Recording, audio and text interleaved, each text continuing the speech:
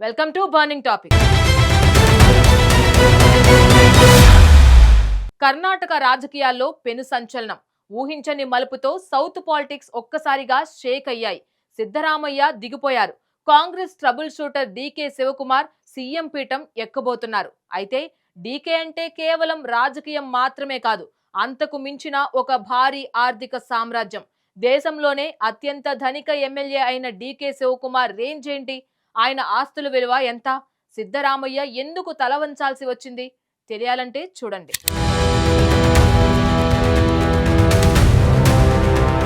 కర్ణాటక రాజకీయాల్లో చారిత్రాత్మక మలుపు చోటు చేసుకుంది. కాంగ్రెస్ ట్రబుల్ షూటర్ గా పేరుగాంచిన డీకే శివకుమార్ ఎట్టకేలకు ముఖ్యమంత్రి పీఠాన్ని అధిరోహించబోతున్నారు. ముఖ్యమంత్రి సిద్ధరామయ్య తన పదవికి రాజీనామా చేశారు. కాంగ్రెస్ హైకమాండ్ ఆదేశాల మేరకు ఈ కీలక నిర్ణయం తీసుకున్నట్లు సిద్ధరామయ్య స్పష్టం చేశారు. ఒక బ్రేక్ఫాస్ట్ మీటింగ్ లో మంత్రుల సమక్షంలో ఈ సంచలన ప్రకటన వెలువడింది. డీకే శివకుమార్ ముఖ్యమంత్రి కావడానికి ఉన్న అన్ని అడ్డంకులు తొలగిపోయాయి. ఒక లింగ సామాజిక వర్గానికి చెందిన శివకుమార్ కర్ణాటకలో కాంగ్రెస్ ను ఒంటి చేత్తో గెలిపించారు. కనకపురం నియోజకవర్గం నుంచి ఎమ్మెల్యేగా గెలిచిన ఆయనకు సోనియా, ప్రియాంక గాంధీలతో అత్యంత సన్నిహిత సంబంధాలున్నాయి. మే 30 నాటికి ఆయన కర్ణాటక కొత్త ముఖ్యమంత్రిగా ప్రమాణ స్వీకారం చేసే అవకాశాలు స్పష్టంగా కనిపిస్తున్నాయి. రాజకీయాల్లోనే కాకుండా ఆస్తుల పరంగా కూడా డీకే శివకుమార్ రేంజ్ అందరినీ ఆశ్చర్యపరుస్తుంది. ప్రస్తుతం దేశంలోనే అత్యంత ధనిక ఎమ్మెల్యేల్లో ఒకరిగా ఆయన గుర్తింపు పొందారు.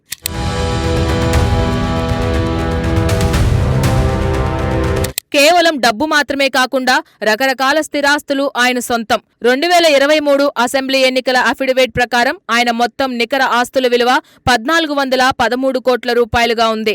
అందులో చరాస్తుల విలువ 1140 కోట్ల రూపాయలు కాగా స్థిరాస్తుల విలువ 273 కోట్ల రూపాయలుగా చూపించారు. 2018 నుంచి 5 ఏళ్ల కాలంలో ఆయన ఆస్తుల విలువ 840 కోట్ల నుండి భారీగా పెరిగింది. ఆయనకు టయోటా క్వాలిస్ వాహనంతో పాటు రోలెక్స్, హ్యూబ్లాట్ వంటి అత్యంత ఖరీదైన లగ్జరీ వాచీలు ఉన్నాయి. బెంగళూరు, ఢిల్లీ వంటి నగరాల్లో పెద్ద ఎత్తున భూములు, కమర్షియల్ బిల్డింగ్లు ఆయన పేరిట ఉన్నాయి. సుమారు 900 కోట్ల విలువైన గ్లోబల్ మాల్ కూడా ఆయనదేననే ప్రచారం రాజకీయ వర్గాల్లో నడుస్తుంది.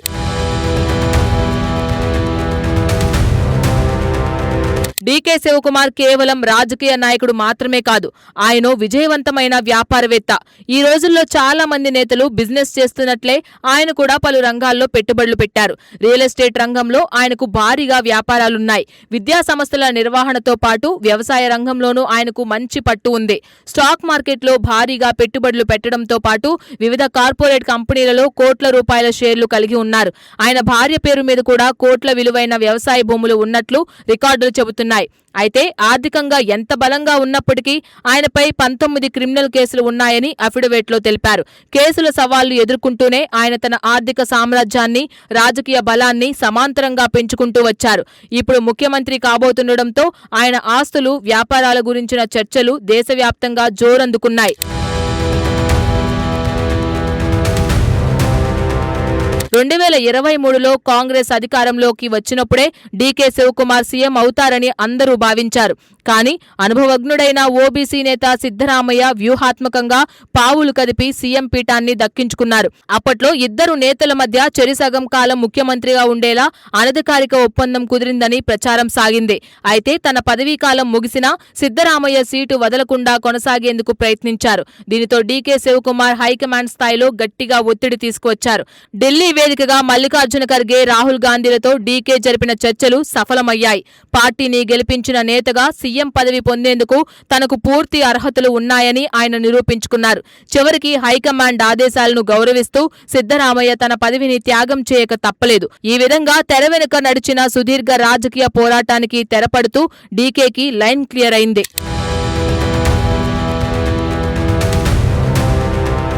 కర్ణాటకలో రాబోయే 2028 అసెంబ్లీ ఎన్నికలను దృష్టిలో ఉంచుకొని కాంగ్రెస్ హైకమాండ్ కొత్త వ్యూహాన్ని రచించింది. రాబోయే ఎన్నికల్లో కొత్త ముఖంతో ప్రజల్లోకి వెళ్లాలని పార్టీ అధిష్టానం గట్టిగా నిర్ణయించుకుంది. కర్ణాటక రాజకీయాల్లో అత్యంత ప్రభావవంతమైన ఒక్కలింగ సామాజిక వర్గానికి డీకే శివకుమార్ ప్రాతినిధ్యం వహిస్తున్నారు. ఆ వర్గానికి చెందిన నేత సీఎం అయితే ఎన్నికల్లో తిరుగులేని మెజార్టీ వస్తుందని కాంగ్రెస్ భావిస్తుంది. ఇప్పటి వరకు ఓబీసీ నేత అయిన సిద్ధరామయ్యకు అవకాశం ఇవ్వడం ద్వారా బీసీ ఓబీసీ వర్గాల మద్దతును కాపాడుకున్నారు. ఇప్పుడు డీకే శివకుమార్ కు సీఎం పీఠం అప్పగించడం ద్వారా ఒక్కలింగ ఓట్లను కూడా తమ వైపు తిప్పుకోవాలని చూస్తున్నారు. ఈ వ్యూహం ద్వారా అటు పేదలు, బీసీలతో పాటు ఇటు బలమైన ఒక్కలింగ కమ్యూనిటీని కూడా కాంగ్రెస్ సంతృప్తి పరిచినట్లయింది. రాబోయే ఎన్నికల్లో క్లీన్ స్వీప్ చేయడమే లక్ష్యంగా కాంగ్రెస్ వేసిన ఈ రాజకీయ అడుగు అత్యంత కీలకమైనది.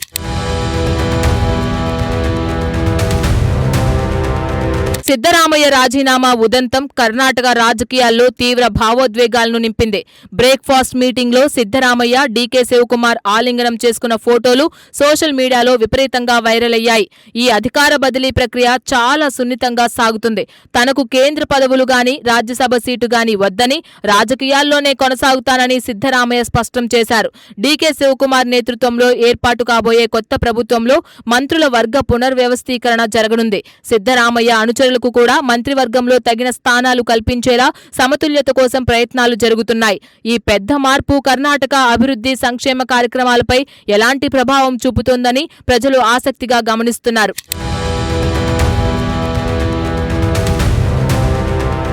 ఇది కర్ణాటక కొత్త బాస్ డీకే శివకుమార్ పవర్. ఆయన వెనుకున్న భారీ ఆర్థిక సామ్రాజ్యం. సిద్ధరామయ్య సున్నితంగానే తప్పుకున్నా డీకే శివకుమార్ ముందు ఇప్పుడు ముళ్లబాట ఉందనే చెప్పాలి. మరి డీకే శివకుమార్ నాయకత్వంలో కర్ణాటక అభివృద్ధి పథంలో దూసుకుపోతుందా? కానీ రాబోయే అసెంబ్లీ ఎన్నికల్లో పార్టీని గెలిపించడం, అన్ని సామాజిక వర్గాలను బ్యాలెన్స్ చేయడం ఆయనకు ఒక పెద్ద సవాలనే చెప్పాలి. మరి ట్రబుల్ షూటర్గా పేరు తెచ్చుకున్న డీకే సీఎంగా ఎలాంటి మార్పులు తీసుకువస్తారో వేచి చూడాలి.